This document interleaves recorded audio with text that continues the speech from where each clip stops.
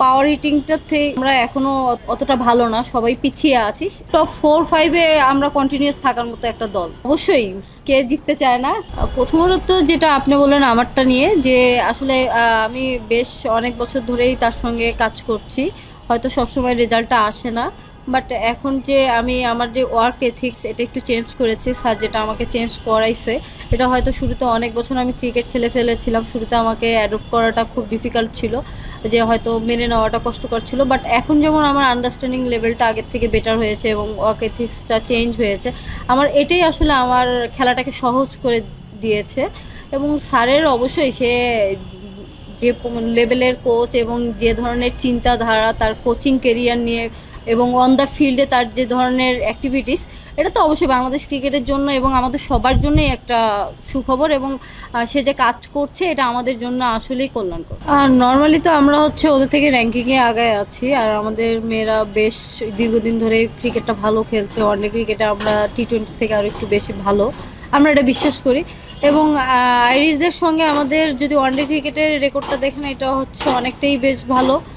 আমরা তো অনেকটাই আশাবাদী এবং সেই হিসেবে আমাদের প্রস্তুতিটা চলছে। আমরা আমাদের যে স্ট্রেংথ আছে আমরা সেটার উপরেই যাচ্ছি, এবং তাদেরকে নিয়ে যতটুকু আমাদের হয়তো প্ল্যান করার, সেটা তো আসলে টিমের প্ল্যান, এটা তো আর এখানে বলবো না, বাট হচ্ছে ভালো প্রস্তুতি হচ্ছে এবং আমরা খুবই আশাবাদী যে আমরা 3টা ম্যাচ নিয়ে আমরা সিরিজটা কীভাবে জিততে হবে বা আমাদের। এবং আপনি যেটা বললেন যে আসলে আমাদের জন্য 3টা ম্যাচই আমাদের জন্য ইম্পর্টেন্ট যদি আমরা ওয়ানডে ক্রিকেটে ওয়ার্ল্ড কাপটা খেলতে যাই। আপনিও তো দলে বেশ কয়েকজন, আপনি অনেকদিন পর দলে ফিরেছেন এবং আপনি সহ বেশ কয়েকজনই দলে ফিরেছে। তো এই যে দলের একটা নতুনদের সঙ্গে পুরানোদের একটা কম্বিনেশন, এই কম্বিনেশনটা আপনাদেরকে কতটা কনফিডেন্স তৈরি করে দিচ্ছে, মানে আপনাদের বোঝাপড়াটাই বা কেমন তৈরি করছে? আসলে মাঠে তো সবাই বোঝাপড়াটা তো আমরা একসঙ্গেই খেলছি, এনসিএল খেলছি, প্রিমিয়ার লিগ খেলছি, সবাই দীর্ঘদিন ধরে ক্রিকেট খেলছি। হয়তো ন্যাশনাল টিমে আমরা সবাই সবসময় খেলা হয় না, পারফরমেন্স বেসিসে আসলে খেলা হয়, যখন যার সুযোগটা হয় সে খেলে। এটা যদি বলেন যে জুনিয়র সিনিয়র, আমি আসলে মাঠে আমার কাছে এটা ফ্যাক্ট না, আমরা আসলে যখন খেলি তখন অ্যাজ এ ক্রিকেটার খেলি, তো যে সিনিয়র তার জন্য অ্যাডভান্টেজ যে সে যখন উইকেটে থাকে সে হয়তো জুনিয়রটাকে ওইভাবে সে কিছুটা আগায় ফেলতে পারে, এবং জুনিয়রটা আবার হচ্ছে যে আসে সে হয়তো ফেয়ারলেস ক্রিকেট খেলতে পারে। দুটো মিলেই ভালো আমার কাছে মনে হয়, যে সবাই তো আসলে পারফর্ম করে আসছে। একটা জুনিয়র যখন আসে সে এত কুইক যখন টিমে ঢোকে সে তো পারফর্ম করেই ঢোকে, তো পারফরমেন্সটাই আসলে মেইন এবং পারফরমেন্সটাই আসলে টিমকে বুস্ট আপ করে। মানে আপনার ফেরাটা তো নিশ্চয়ই উদযাপন করতে চাইবেন, যে একটা পুরো সিরিজ জেতা। উদযাপন বলতে আসলে বাংলাদেশ টিমের জন্য খেলার ইচ্ছা তো, হ্যাঁ খেলাটা তো সবারই ইচ্ছা। তো সিরিজ বলতে 1/1 ম্যাচ আমরা সবগুলো পয়েন্টের জন্যই খেলবো ওয়ানডে ক্রিকেটে। তা অবশ্যই কে জিততে চায় না, জেতার জন্য, এবং জিতে সবগুলো ম্যাচ যদি জিতি অবশ্যই সেটা স্মরণীয় হয়ে থাকে। আপনাদের মানে ফাইনালের 3টা খেলা এবং বিসিএলের 3টা খেলা, এই 6টা খেলার পর জিততে হবে যদি আপনারা ওয়ার্ল্ড কাপ কোয়ালিফাই করতেন, মানে সরাসরি মানে এটা আসলে আপনাদের টিমকে, মানে এটা কি ডিসকাস হচ্ছে আপনাদের মিটিংয়ে, এবং এটা আসলে কতটা চাপের, বিকজ একটা ম্যাচ হারলে কিন্তু আপনারা ওয়ার্ল্ড কাপ কোয়ালিফাই করেন। সত্যি লোকটা এটা প্রত্যেকটা ম্যাচেই তো চাপের। আপনি যদি একটা ম্যাচ হেরে যান আপনি হয়তো ওয়াশ আউট করতে পারবেন না, 2টা ম্যাচ হেরে গেলে সিরিজ জিততে পারবেন না। আসলে প্রত্যেকটা ম্যাচই ক্রিকেটের চাপ।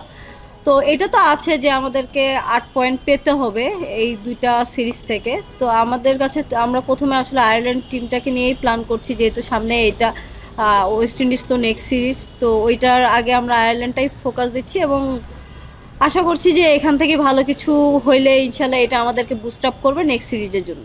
আপনি আপনার ব্যাটিং এ আসলে কি কাজ করছেন লাস্ট এনসিএল এ, খুব ধারাবাহিক, মানে ব্যাটিং এর কাজটা কি, মানে একদম স্পেসিফিক কোনো কাজ করছেন? মানে ব্যাটিংয়ে আসলে কাজ করার তো অনেকগুলো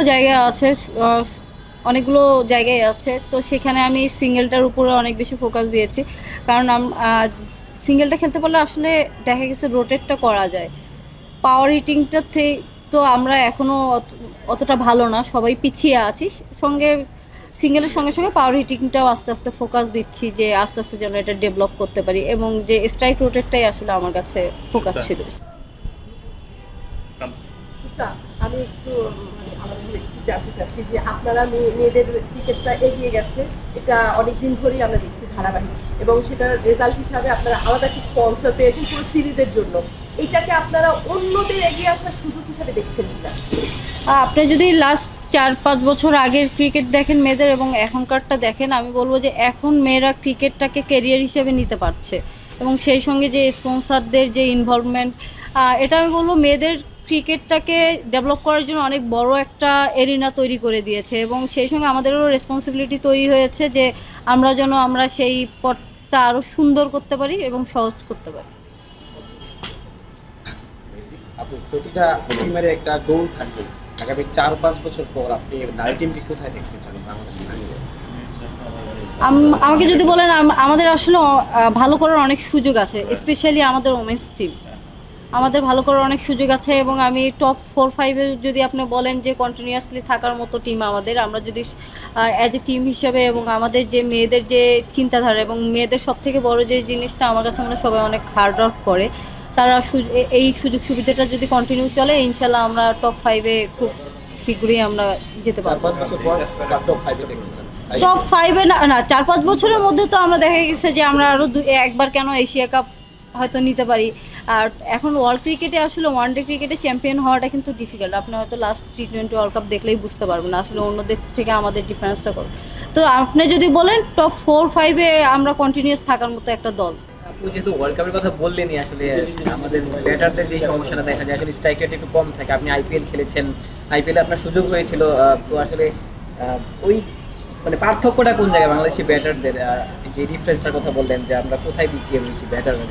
আমাদের আসলে আপনি যদি বলেন যে পার্থক্যটা তো আসলে শুরু থেকে আমাদের হচ্ছে ফ্যাসিলিটিস যদি বলেন আমাদের সব কিছু থেকে, আমি এখন আমাদের ছেলেদেরই এনাফ খেলার সুযোগগুলো নেই, সেখানে তো আমাদের টুর্নামেন্টগুলো কম।